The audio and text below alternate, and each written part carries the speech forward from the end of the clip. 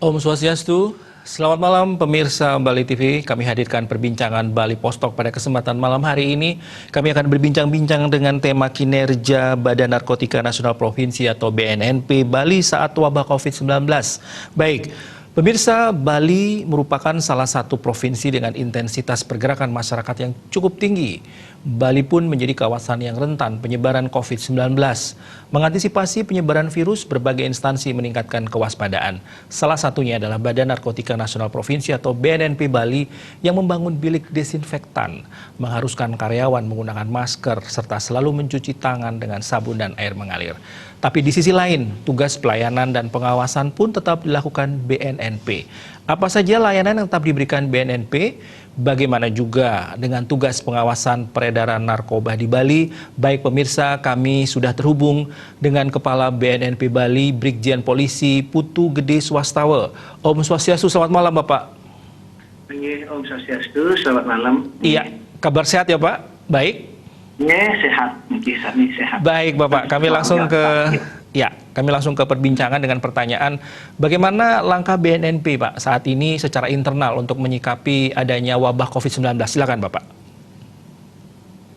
Kita patuh dan taat kepada perintah negara, dalam ini Bapak Presiden, kemudian kan menuangkan surat itu ke Bapak Kepala BNN RI, kemudian meneruskan Kepala Badan Narkotika Nasional Provinsi dan Kabupaten dan Kota. Artinya protap-protap dalam rangka pencegahan penanggulangan COVID-19 kita lakukan, di mana saat sekarang ini sama dengan seperti instansi yang lain dan masyarakat, bahwa BNN juga harus memberikan contoh teladan dalam pencegahan COVID itu. Yang pertama adalah bagaimana kita menggunakan masker, itu sudah bepergian seperti itu. Kemudian di kantor kita melakukan modif ya, kita membuat semacam besi, banner lingkaran seperti itu. Secara otomatis setiap masyarakat yang mengurus SKHPN, surat keterangan penggunaan narkoba itu, kita siapkan mereka. Jadi dia masuk disemprot dulu, kemudian kanan kiri bolak-balik cuci tangan, kemudian masuk pakai physical distancing juga demikian. Meja-meja kita kasih silang seperti itu. Kemudian ada ruang tunggunya, jaraknya 1-2 meter. Demikian juga pada saat melakukan pelayanan kepada masyarakat, juga kita lakukan langkah-langkah seperti itu. Bagaimana kebersihan diri sendiri, pakai hand sanitizer itu kita bawa semua, setiap anggota memang dibagikan untuk menambah vitaminnya, extra pudding ditambah. Ada beberapa anggaran memang sudah kita revisi dalam rangka persiapan bagaimana alat semprot, kemudian alat kebersihan, masker, vitamin. Jadi memang lengkap sudah kesiapan bagaimana kita bisa eksis tetap melakukan pelayanan dalam pencegahan pemberantasan narkoba di Bali ini. Iya, baik Pak Putu, ini langsung ke tupoksi dari BNNP ya Pak ya. Saat ini di tengah pandemi COVID-19 ini bisa disampaikan kepada pemirsa Bali TV, bagaimana pelayanan yang diberikan kepada masyarakat ini, khususnya terkait dengan layanan rehabilitasi mungkin, atau pembuatan surat keterangan hasil pemeriksaan yang berhubungan dengan penggunaan narkoba. Dan ini sekaligus bagaimana tugas pengawasan narkoba selama COVID-19, Pak?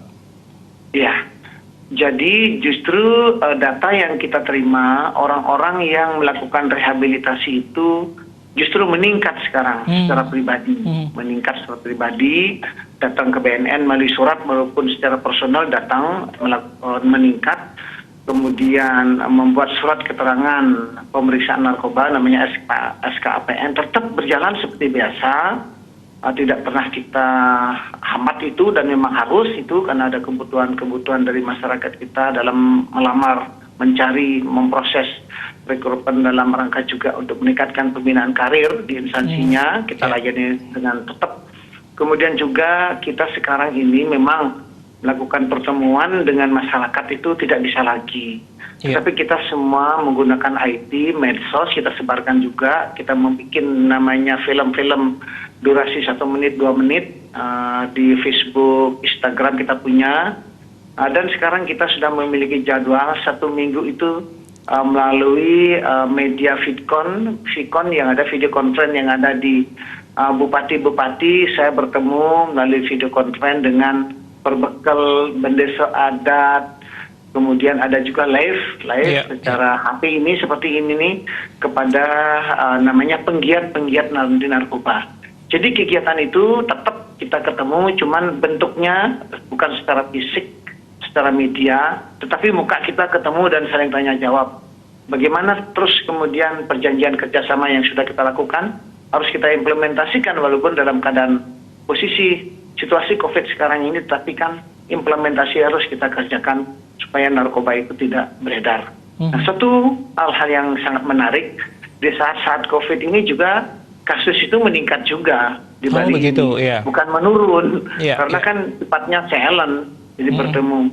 Jadi 3 kegiatan yang kita lakukan, yang pertama adalah rehabilitasi itu, pencegahan melalui medsos melalui Vkon ini, melalui Instagram, dan pemberantasan makin kita lakukan. Jadi 3 besar kegiatan secara kolaborasi itu tetap kita lakukan, cuman taktik dan strateginya saja kita rubah, bukan kontak gitu, seperti IT yang ada, medsos yang ada, kemudian kita juga menyebarkan pesan-pesan kepada masyarakat melalui mobil-mobil penerangan yang kita punya. Demikian. Iya, baik Bapak. Belum terjawab ini untuk tugas pengawasan pengedaran atau peredaran narkoba ini, kalau Bapak tadi sampaikan memang tidak berkorelasi positif Pak ya, malah cenderung meningkat, ini seperti apa kemudian Pak?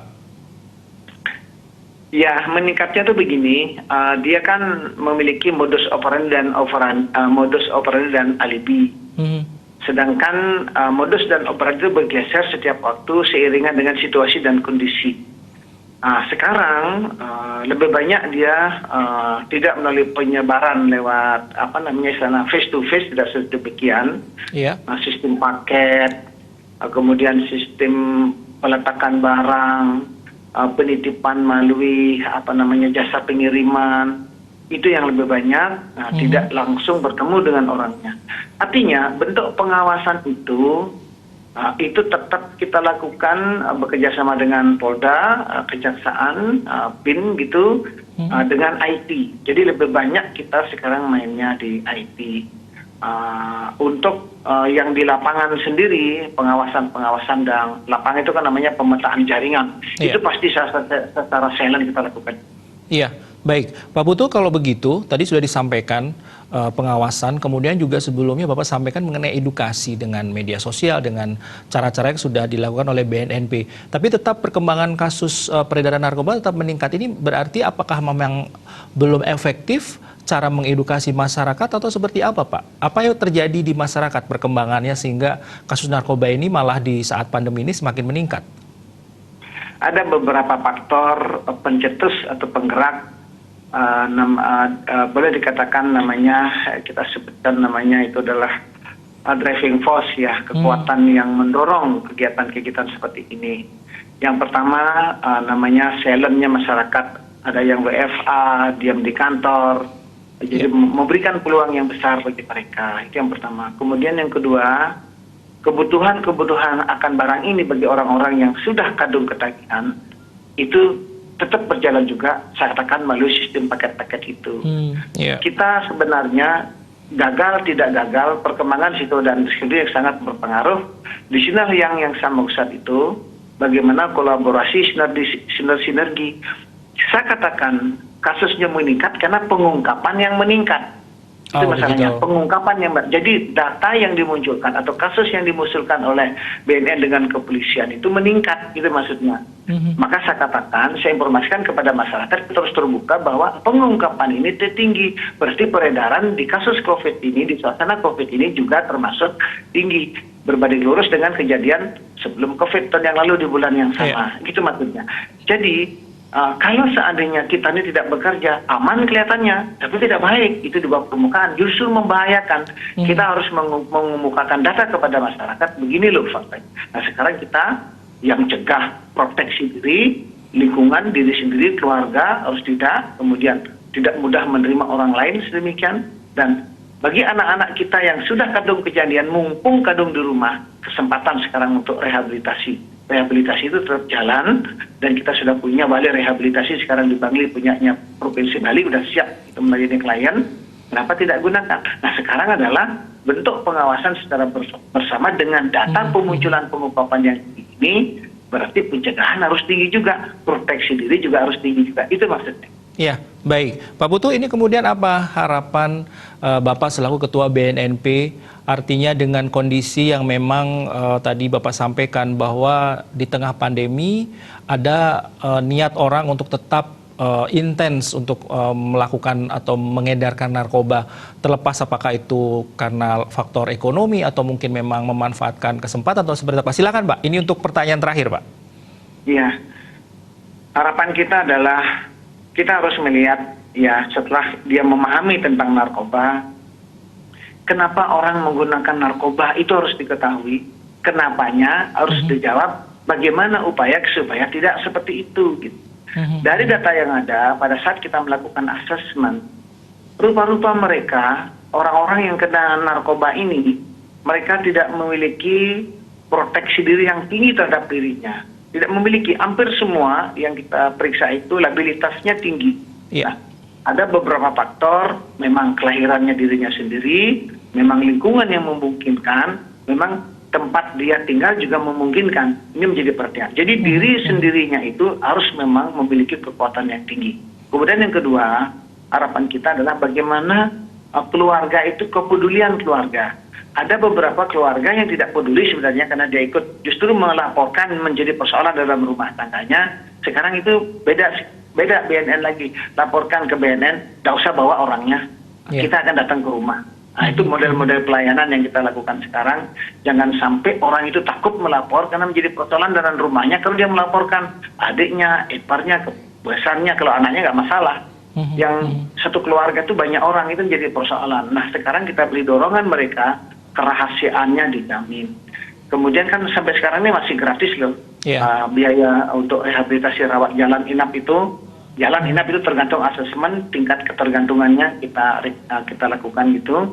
Kemudian yang ketiga adalah bagaimana sekarang kita ini mengedukasi diri kita sendiri.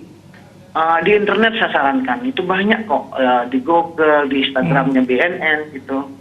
Bagaimana hal-hal yang belum diketahui tentang narkoba, bacalah anak-anak itu, diajak diskusi di sana. Itu akan muncul tulisan-tulisan, muncul persoalan-persoalan, sehingga titik krusial yang menjadi penyebab orang menggunakan narkoba itu mendapat solusinya. Ada di tulisan-tulisan itu, bukan omongan-omongan saya. Saya tidak banyak pakar-pakar yang menulis tentang pencegahan.